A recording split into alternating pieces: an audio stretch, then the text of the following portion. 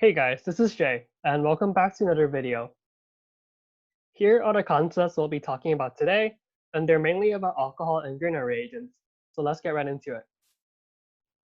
Alcohol is a molecule with a hydroxyl group. The R here can be a carbonyl group though, because if it is a carbonyl, then it will be a carboxylic acid. So we have primary alcohol, where the carbon attached to the OH is attached to one other carbon. Secondary alcohol, where the carbon attached to OH is attached to two other carbons, and tertiary alcohol, where the carbon attached to the OH is attached to three other carbons. We also learn about diols, and they're molecules with two OHs. If the OHs are on the same carbon, then they're geminal. If they're on adjacent carbons, then they're vicinal. We use NaBH4 to reduce aldehyde and ketone. If we reduce an aldehyde, then it would become a primary alcohol. If we reduce a ketone, then it becomes a secondary alcohol. Note that we can't ever reduce aldehyde or ketone into a tertiary alcohol because the NaBH4 adds the H to the structure. Here is an aldehyde, and we can reduce it to a primary alcohol. The mechanism is as follows. The BH bond from NaBH4 attacks the carbonyl carbon, and the pi bond becomes a lone pair for the oxygen, making an oxygen anion. The oxygen anion then uses the lone pair to attack BH3, and finally, the oxygen-boron bond is used to grab a hydrogen from methanol, forming a product, a primary alcohol. We can't use NaBH4 to reduce carboxylic acid and its derivatives though, because NaBH4 is not strong enough of a reducing reagent. If we were to react a carboxylic acid with NaBH4, the reaction wouldn't go. We use lithium aluminum H4 instead because it has a stronger hydride source. Lithium aluminum H4 can be used to reduce aldehyde and ketone as well. We went over two ways of generating organometallic compounds in class.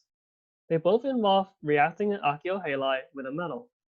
One way is to form a Grignard reagent using magnesium metal and diethyl ether. And another way is to form organolithium compound using lithium metal. Note that a lithium bromide is a byproduct here, and it would just precipitate out. They both yield a product that allows the carbon next to the metal to be more nucleophilic. Because carbon is more electronegative versus metal, so it would get more electron density. Magnesium metal donates 2 electrons, and lithium metal only donates 1. Note that these organometallic compounds are reactive, and organolithium is very reactive. Okay, so addition of Grignard reagent to various kinds of electrophiles. If we add it to formaldehyde, it will form a primary alcohol. If we add it to an aldehyde, it will form a secondary alcohol. And if we add it to a ketone, it will form a tertiary alcohol. They all share a similar mechanism scheme, as the Grignard reagent acts as a nucleophile and attacks the carbonyl carbon.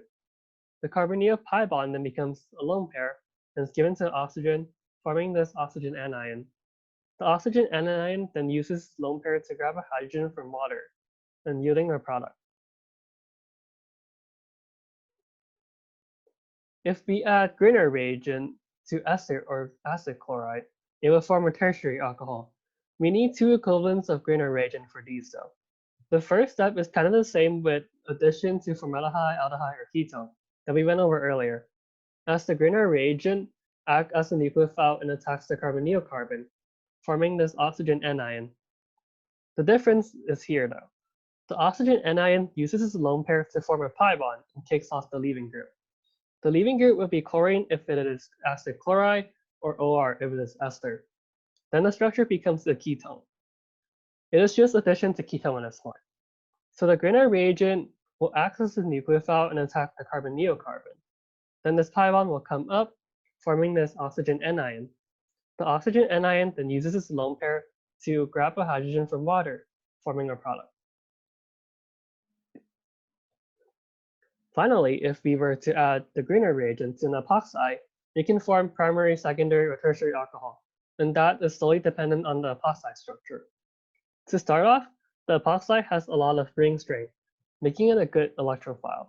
The first step is that the Grignard reagent hits the carbon on the epoxide ring and breaks up the ring, forming this oxygen anion. The oxygen anion then grabs the hydrogen from water and forms a product.